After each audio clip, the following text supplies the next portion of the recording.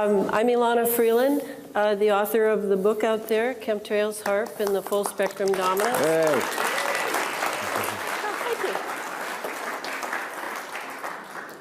I'm thrilled that I'm very impressed that Portlandians come when it's so nice out, and that you're here to learn about this technology, because it is a technology. I today will not have to go through all the elementary parts about the chemtrails. I'm very appreciative of the people who've spoken today, so that I can move on to yet another aspect of the technology, a very important aspect that my next book, which will not be out till January, is going into, and that is, the title is Under an Ionized Sky, From Chemtrails to Space Fence Lockdown. So today, that's what I'm going to spend time on, is just to give you an idea of what this technology that we are now experiencing, some of the grander scale agendas that this will serve. And again, I will concentrate on the military, as long as you understand it's the military-industrial intelligence complex. And that this is, I don't have any solutions at this point. I think for me, my main commitment is to educating the public about what is really going on.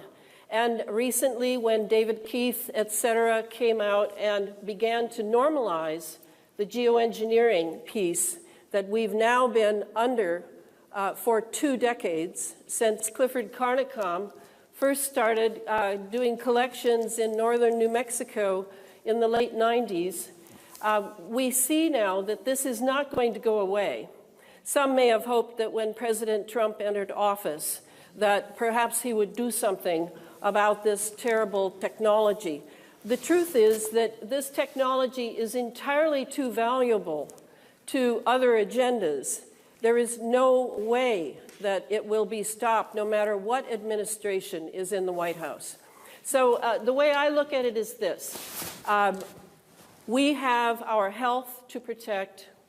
We are facing an opponent who has all the guns and money and all the lies, all the media at their disposal. And our job is to awaken, which is a very real fear of global elites, that the masses will awaken. It has always plagued them and made them think very hard and heavy about how to exploit the masses and keep them asleep at the same time. This is our job. As I said, and someone reminded me of today, I was on an interview from Caravan to Midnight, and I said that, you know, this is my watch. And that is the deepest thing I can say, is why do I fight so hard if I don't believe that we can stop this easily? It is because this is happening on my watch. And I will not leave the earth with my death without having done everything I can on my watch. Yeah.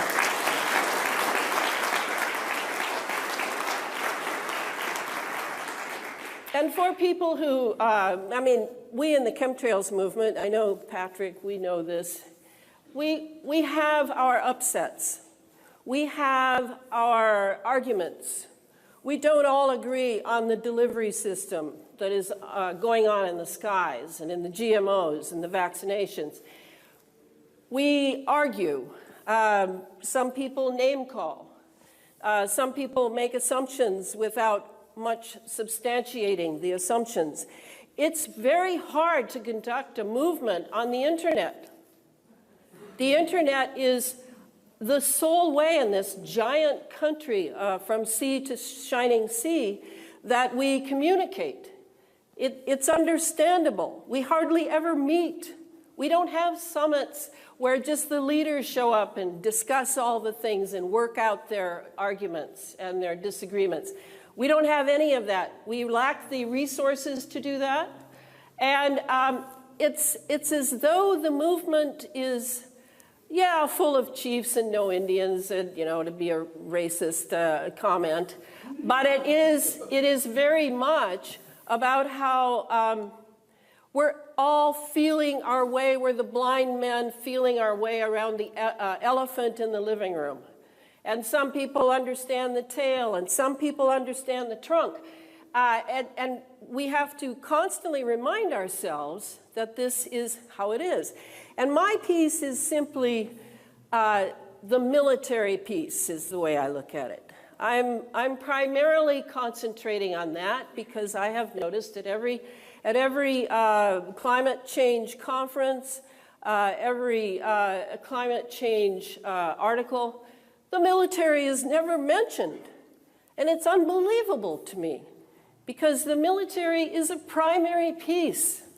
It has been able to weaponize the skies and ionize them.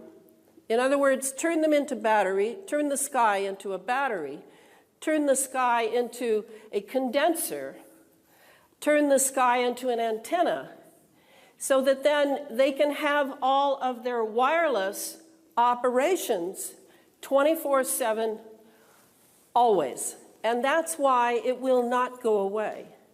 So let's be clear on that. Before I go to the space fence, we've got to understand that the piece of the sky that is being ionized is essential to the space operations that are already in place, all right? And that's what this next book is about. It's explaining how the ground level implements, such as the cell towers, the Gwen towers, the NEXRADs, the radar installations, all of these things are part and parcel of a huge space operation because we entered a space age very silently, very quietly, very national security. And we are in it. But we will be the last to be told that. That's how it's working. So today, it's going to be sort of like bells and whistles. I just want you to get a picture, use your imagination, of how this is playing in. So let me say there are three major components of this. Now that I finished this chemtrails book, because that was a book about, okay, what do we know in 2014? That's what it did. It goes all the way from the chemtrails and the difference between a chemtrail and a comtrail to Chapter 8, where I go deeply into Clifford Carnicom's work on Morgellons. Okay, so that's done. Now I have learned, and this is very much a learning exercise, that there are three major components to this military operation. One is what's flying in the skies and being laid to ionize and keep everything ionized, and to piggyback various things like microprocessors, sensors, biologicals on the nanotechnology that is being dumped with this delivery. The second one is space, near-Earth orbit. I'm not talking about Mars right now or Saturn, but space as a near-Earth orbit being absolutely controlled. Okay, that's the second one. Third one is the human being and transhumanism and the future that we're being herded toward. They all fit together. They're not separate. And that's going to be my challenge. It's in the Space Fence book, I pretty much build a total picture of how it works, as if the Earth and near-Earth orbit were a machine, being built into a machine. And the third part is our genetics of the transhumanist future. And now the 5G will be coming out, and the 5G is millimeters, the tiniest, tiniest, tiniest waves. And this will shatter DNA. So these three parts are all connected. And today I'm going to spend time on the space fence, and I will be starting a book on synthetic biology very shortly. And that'll be hopefully the last book I write. I won't know anymore after that. So here I'm just reminding people who are familiar with my work. These are the 7 agendas: military in nature, military industrial intelligence complex in nature.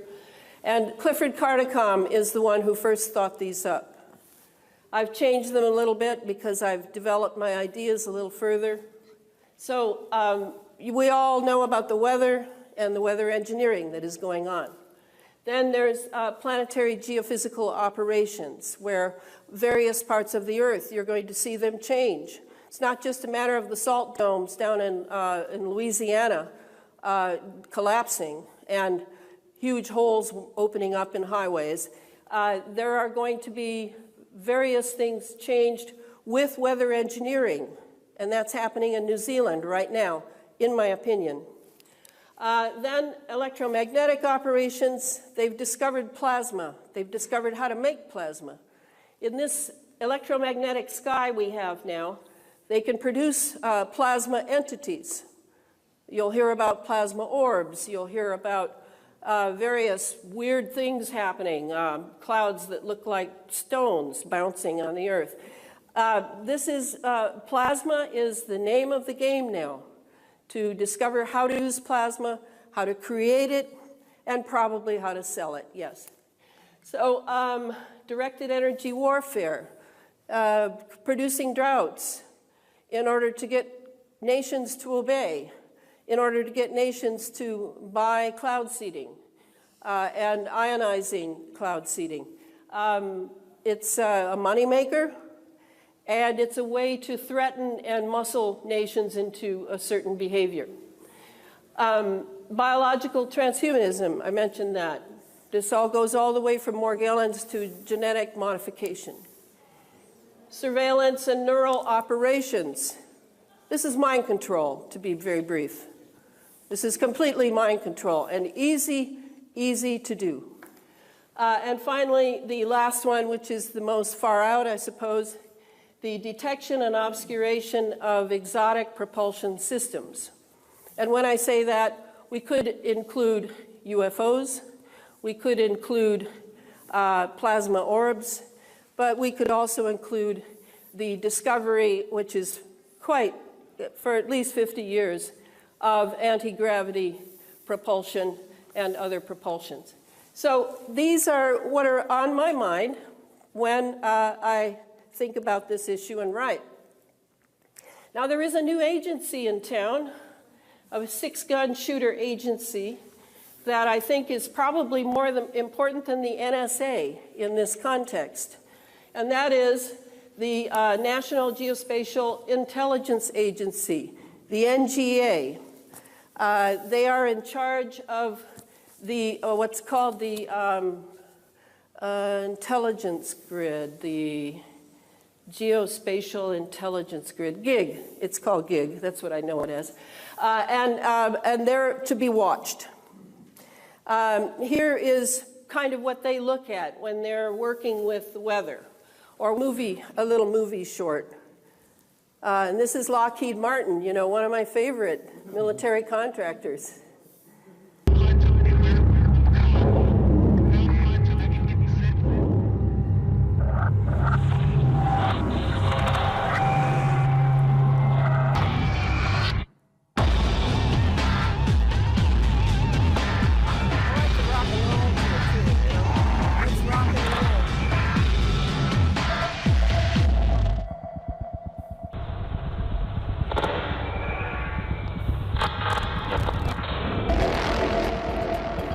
There are millions of objects in space. Every time there's a launch to space or a collision in space, there's going to be extra objects up there primary purpose of the Space Fence system is to detect, track, and catalog these objects. Space debris can include non-operational satellites, as well as anything that was used to get the satellite up there. And then if you think about events from earlier 2009 with the collision of the Iridium and the Cosmos satellite, that added a bunch of space debris to the environment too. The first step of navigating through the space debris involves knowing which objects are of size that could actually harm your system. Debris can be traveling at speeds of upwards of 15,000 miles per hour. So one of the strengths of Space Fence lies in its computing capability. For example, of a satellite breakup, sensors may pick up parts of this, but with the Space Fence system online, as these objects cross, it'll be able to detect and track hundreds of these objects simultaneously, helping for faster reconstruction of what just occurred.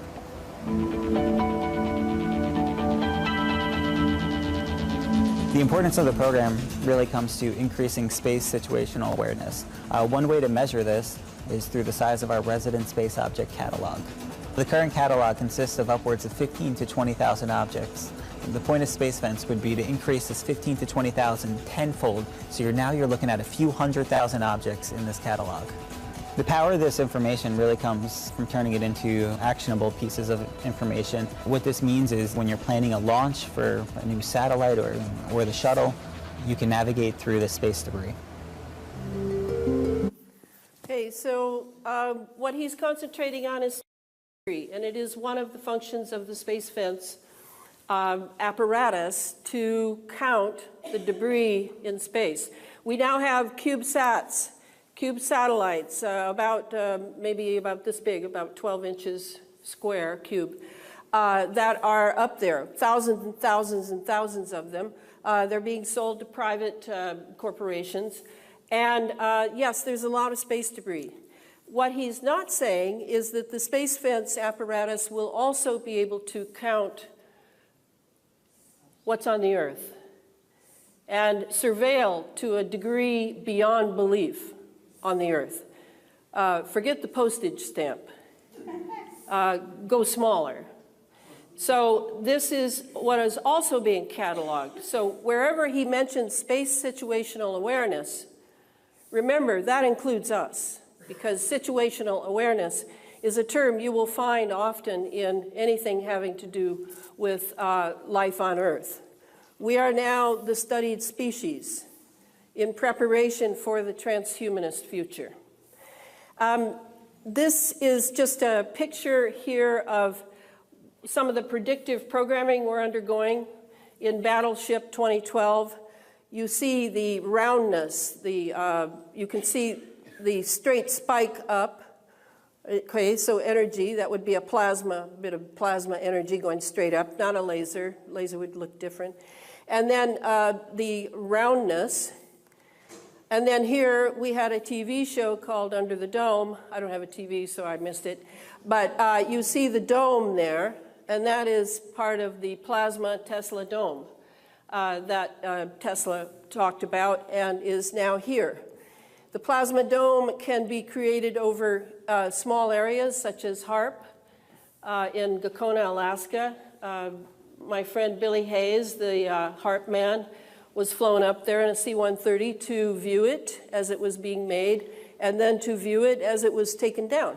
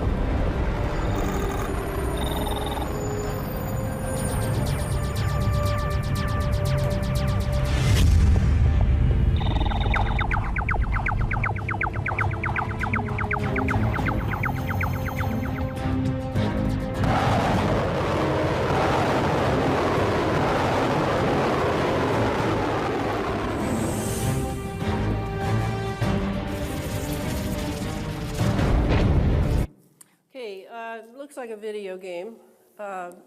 One could only hope that it would be, but this is technology. Notice that it all took place in our atmosphere. This was not in near Earth orbit. This was here. And all of this is a capability we have now. This is not about 25 years in the future. This is about now. And yet, what does it depend on? It depends on this ionized atmosphere. It's got to stay ionized. None of this will work on a large scale without an ionized atmosphere. So this is why the chemtrails flying is important. Now, I'm just going to show a little bit of this. It may sound way off base, but we are, of course, media junkies. And you will have noticed these news shows that have this same orbital shape as a graphic design. And this is this fellow's take on it for mind control programming and pre-programming us to be used to this form.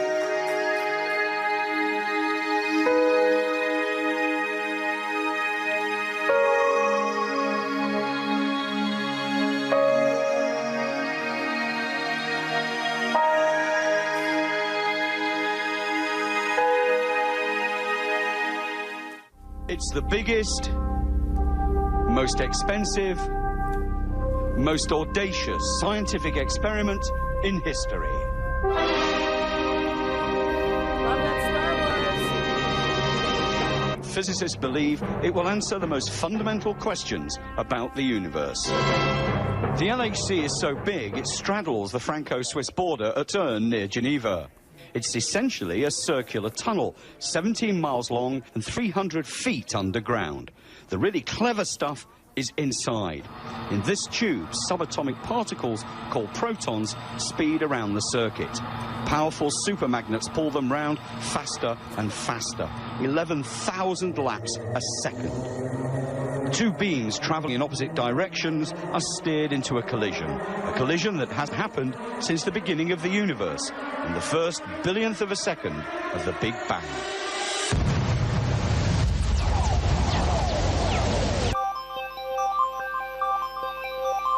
So here you see, he's taking it, it means CERN, which has been circular, will not be circular much longer. But it is definitely the space station that is being graphically implanted in it.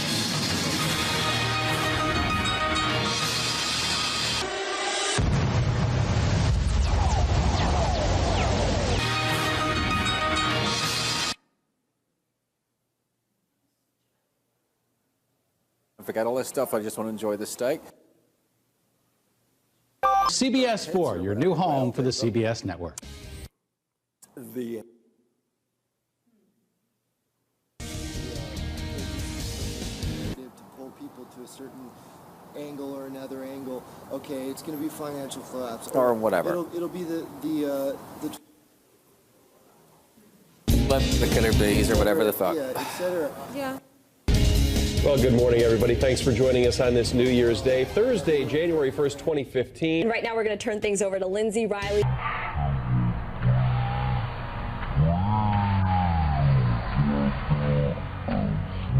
Clouds, the sun, the poles. All right. Good morning to you all at home, and Happy New Year. The human species. Okay, that's enough. Gives you an idea that this space fence, which eventually will have the same metals that are being dropped on us, the nanometals that are so highly conductive for electromagnetic operations, the ones we're breathing in on a nanoscale that are in our system now, the same thing will be done with in space, in the near-Earth orbit. The same metals. They're on the same network? And that's part of How do you get my signal? creating it as a ring around the planet that eventually circumferences the equator. Okay? So we will look like Saturn from space when this ring is done. And if you think about the ring of Saturn, of course there are rings, you have to wonder if there was a civilization there, and if these rings were possibly used for communication on planet and off Oh, I'm planet. so glad it's like, oh, it was the Jews or something. At least it wasn't like, yeah, it was all good stuff. Oh, really? Yeah, Huh? see, I didn't even, okay, I know exactly that part of that is true. Oh, it's Patrick. He's out there with his mic on. And it's irrelevant. I was like, wow, Patrick, where are you? That's so funny.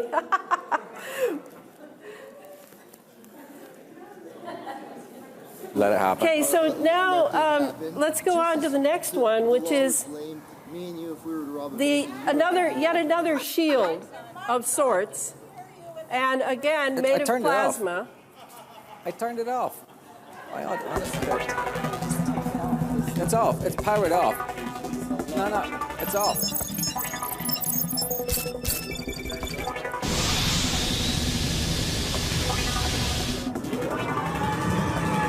off.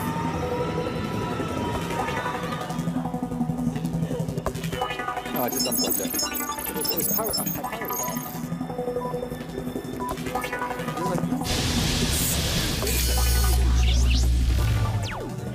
So while this is playing, the LDAL is like a Tesla plasma lens, or shield or dome. Atmospheric lens means not in deep space, but in our atmosphere.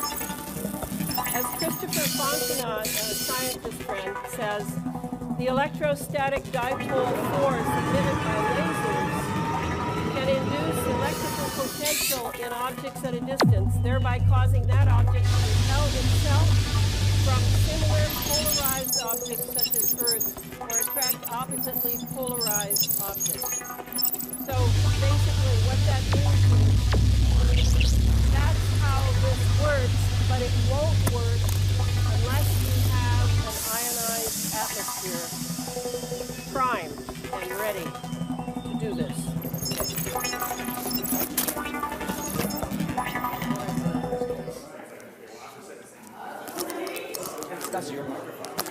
Now here, Jim Lee, whom some of you know from climateviewer.org, talks about, I'll just use a bit of what he says, about how the LDAL that I just showed you and talked about is actually HAARP technology rebranded.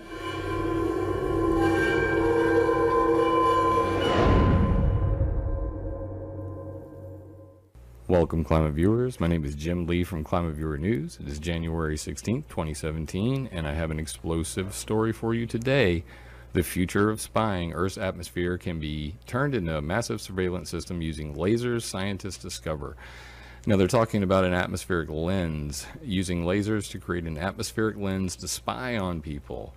And this system is called the Laser Developed Atmospheric Lens. Where have I heard this before? It sounds a lot like HAARP. But let's get into that technology real quick. Atmospheric thermal lensing and laser resonators. Anybody knows anything about me knows my middle name is Resonated. And that this technology was published back in 1995 here. And there's a paywall here, so I went and found a PDF for you. Links will be in the details. So atmospheric thermal lensing and laser resonators, right there, you can read all about it, but it's generally the same idea as what we've seen with HAARP. So what are we talking about? We're talking about geophysical warfare. Others are engaging in even an eco-type of terrorism whereby they can alter the climate, set off earthquakes, volcanoes remotely through the use of electromagnetic waves. And that was Secretary of Defense William Cohen speaking at the Terrorism, Weapons of Mass Destruction and U.S. Strategy, Sam Nunn Policy Forum in 1997.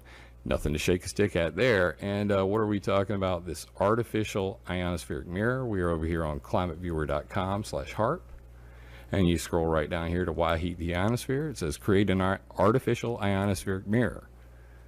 And I have that for you over here on my script. And you can come look at it. It's straight from the military. This is Arco Technologies and the military going physics studies and artificial ionospheric mirror related, etc. Okay, so again, we have what I call a dual use. It's not just me that calls it that. The military also calls dual use technology, means can have civilian uses such as for weather, looking at space weather, measuring space weather, all sorts of things. But the real use is military. This is from Jim Lee's site, and it's an interactive map showing all the ionospheric heaters in the United States only. He does the whole world. It has also radar installations. It has LRAD. It has NEXRADs, et cetera. He's got everything up there. The guy is absolutely amazing in his graphic capability on the net. So please do check that out. Now we are looking again. We looked at a radar unit. We've looked at a weapon system. Now here is the ISCAT 3D. This one is the ISCAT, which is in Norway and Tromsø. And apparently they have rebuilt now the 5th generation of HARP, which is far superior to HARP.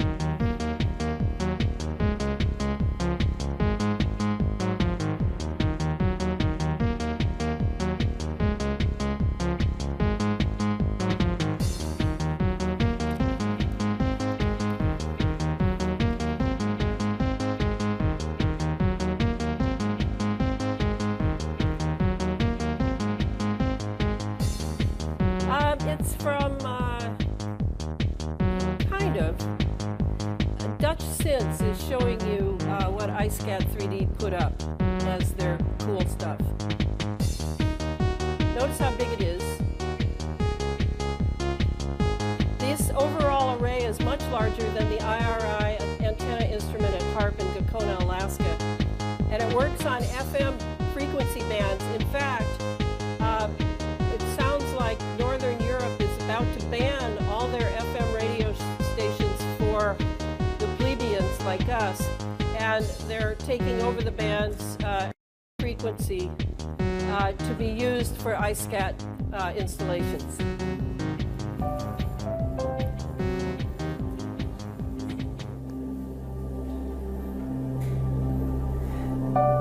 So if you got excited when HARP was shut down, sorry about that. HARP's up and running again too, anyway. Okay, so now some quiet, calm, nice water. Oh, such a nice weapon. We are living in the neighborhood of a star sun. And sun is not a light bulb. Sun is a hydrogen bomb. Well, of course, everything we do on the Earth as a human society is affected by our interaction with the sun. The sun supplies not just our heat and light. The sun is affecting our environment in so many ways. We have started to understand the multitude of processes, how our vulnerable planet is affected. Continuously I'm just showing those scientists to just make you again wonder, how in the world can they work on these things and not realize what they're doing? I have to assume that. I have to assume they don't know. Okay, next I'm just going to whip through these. More radar installations. I've showed this before. This is the SBX. They're all mobile now, and they're even smaller than this and more powerful than this. This is from, I don't think there's anywhere I could go in the country to study this at all. So this is up to us on our watch. This is just a quick, that's jet traffic. Jet traffic, you can't see it, but it's just filled with yellow lines of jets flying. That's how much jet traffic we have. That's what's coming in the JP8 fuel, alone. And then we have, of course, the wonderful holography.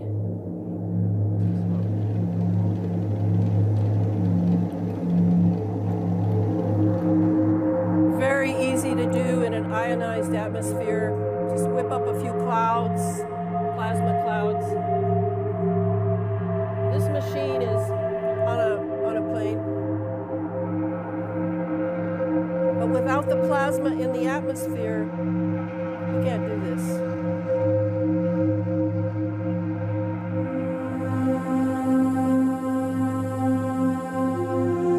And they make it look like it's so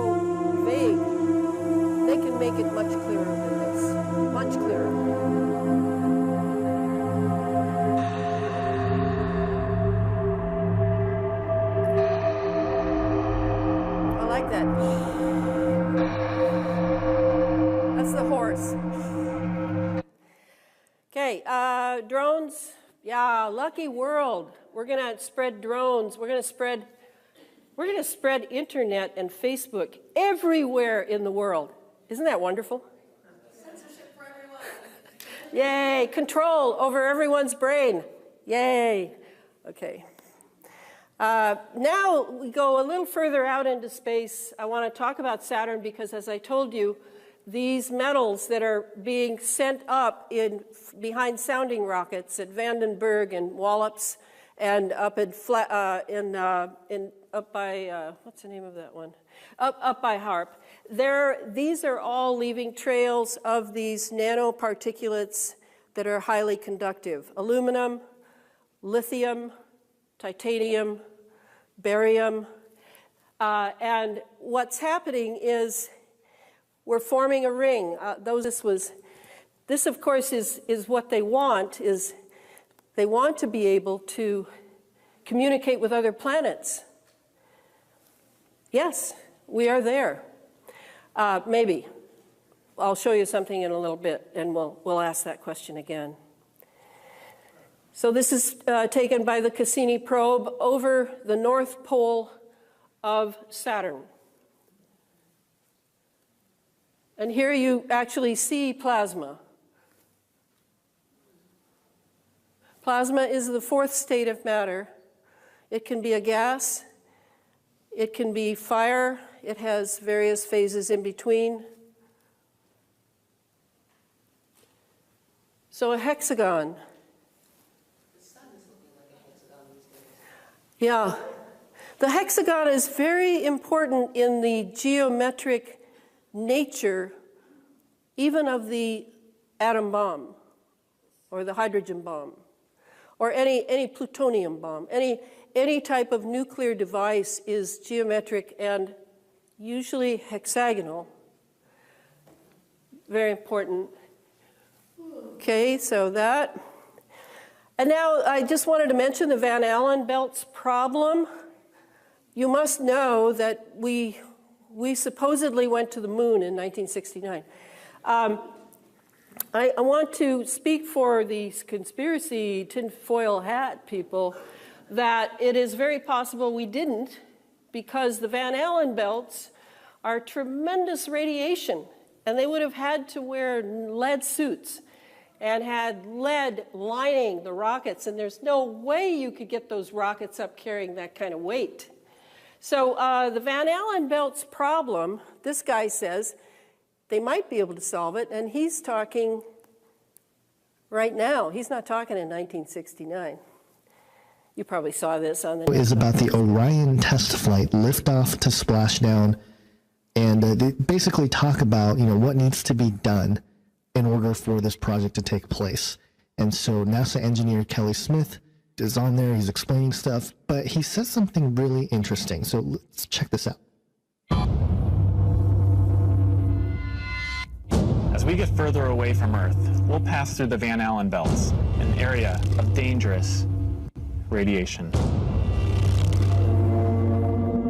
Radiation like this could harm the guidance systems, onboard computers, or other electronics on Orion. Naturally, we have to pass through this danger zone twice, once up and once back. But Orion has protection. Shielding will be put to the test as the vehicle cuts through the waves of radiation. Sensors aboard will record radiation levels for scientists to study. We must solve these challenges before we send people through this region of space. What? We must solve this problem before we can expect to send people through these regions of... What? Okay, so the possibility, however, to be absolutely honest and give due what is due is there is another possibility that, oops, wait, I don't want that. Okay, we'll stop there. I'm going to read you something from Dutch Sins, who talked about I remember it, in February 1996. There were these things called high-volt tethers that were put on the STS-75 space shuttle and were loosed up in space, And they whipped around, and NASA had footage of it, and wow, it was pretty dramatic. And what did the high volts do? And they were voltage. They had high voltage, is why they're called high volt. They drained, that's the NASA word, the Van Allen belts of radiation. Dutch Sense claims that they had built a new Van Allen belt. They have built a new Van Allen belt further out.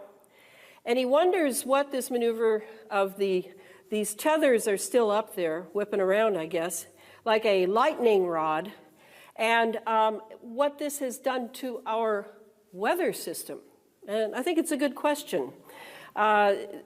It's up there. Nobody's made any effort to bring it back, grab it, anything. No, it's serving some sort of purpose, and it's possible that it has succeeded in ameliorating the radiation of the Van Allen belts. It's possible.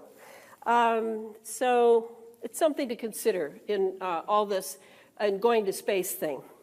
Now, besides the anti-gravity propulsion craft that Nick Cook, aviation reporter and editor of the famous defense trade journal, Jane's Defense Weekly, discussed in his excellent 2003 book, The Hunt for Zero Point, Inside the Classified World of Anti-Gravity Technologies, other thrusters for vectored craft are being explored. And here's one. This microwave thruster is completely electric.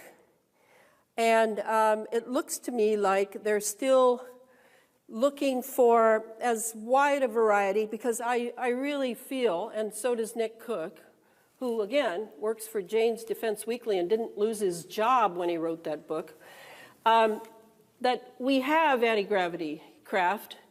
I don't know if it's the XB-47 or if it's or is it 37? Or the Aurora, but we have it. But they're looking for more, and this is one of them. How's my time doing, guys?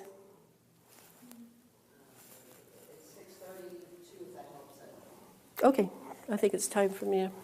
So this is the present cover of Under an Ionized Sky. As I said, it'll be out in January. I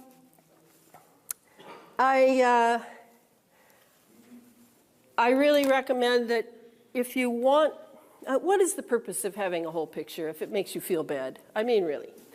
Shouldn't you just turn on the telly and kick back and watch something you know is a fantasy? Well, maybe it's a fantasy. You really don't know who's writing the scripts. I know who's writing the scripts for most of the movies, but you don't know about TV. Well, I kind of feel it's the same people. All of it is a psyop. Remember, you are the subject of a psyop. You don't need to be Martin Luther King to deserve to be a psyop of the American military intelligence.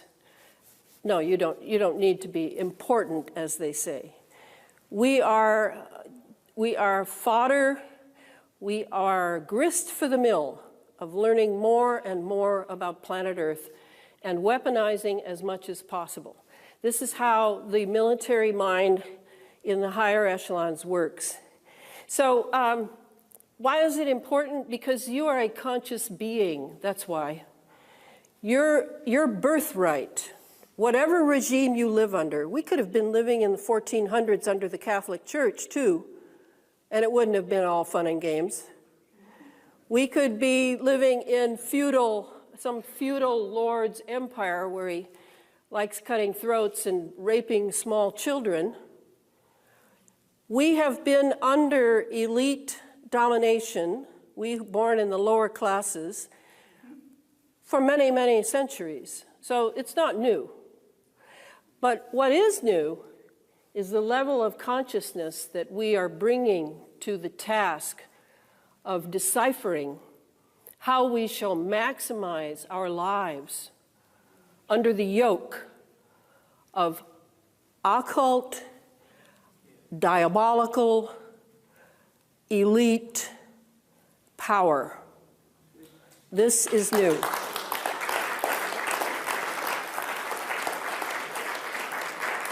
And I maintain, I am not targeted at this point. I have been targeted 3 times. I definitely got the message. And they all ended. So I felt it was sort of a pulling my chain. And I adjusted myself at that time, and now I'm continuing on. So you can have a personal life that is as meaningful as in any other time, but you may have to make some changes. We can't be the indulgent Americans anymore and survive and thrive. I assure you of that. Everyone in here and everyone I know, I don't have your blood type, I don't have your blood on a slide, but I would say that we all have breathed in the biological known as Morgellons, and it thrives on the iron in our blood. And it's just another one of the parasites living in us. The only difference is it's programmed. And it's remotely connected to the laptop boys. So this is something we need to now take into account. We're living in a more sophisticated era than the 1400s. And we, meanwhile, turn off the telly and start thinking for ourselves, or continue thinking for ourselves if you are one of the minority of people that understands how this works. Going into alpha wave in front of the TV because you've had a hard day's work and you deserve it is nonsense. You deserve much better than that. And it can even be just staring off into space. Or it can be having a meaningful conversation with someone by telephone or other ways. I mean, examine your lifestyle. What serves your watch? The watch you were born to keep. And so we educate ourselves, we learn how this technology works. You don't have to be Ilana Freeland to do this. Yes, I am working all the time on this. I have to admit, I'm a slave to this. But you too can learn enough that you can pass on to your children and your grandchildren tremendous survival skills which have to do with your consciousness, not just enough food on the table. And I do believe, I can't prove it yet, but I do believe that consciousness is a huge thwarting device if you have enough of it. Consciousness preceded matter. There's no question. So if consciousness preceded matter, that means that it has the generative power to move in matter and change it, okay? All right. Thank you.